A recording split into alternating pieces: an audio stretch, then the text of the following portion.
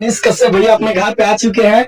मैं बता रहा हूँ हम लोग कौन सा कष्ट झेले हैं वो हम लोगों को पता है। आप लोग अच्छे दिनों में हम लोग।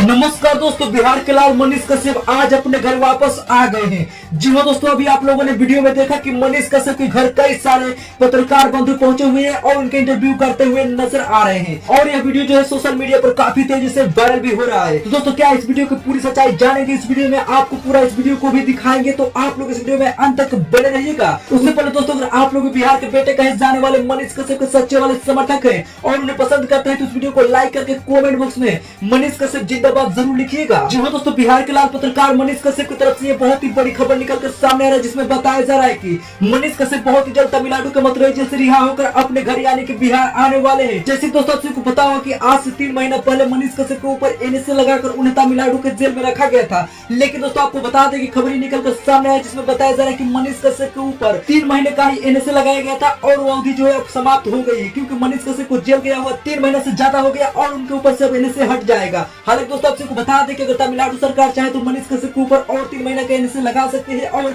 मनीष कश्यप को फिर से 3 महीने मथुराई के जेल में ही रहना पड़ेगा। ऐसे दोस्तों अगर आप लोग भी चाहते हैं कि बिहार के लाल पत्रकार मनीष कश्यप बहुत ही जल्द तमिलनाडु के मथुराई जेल से रिहा होकर बिहार आ जाए तो आप लोग इस वीडियो को सोशल मीडिया पर ज्यादा से ज्यादा शेयर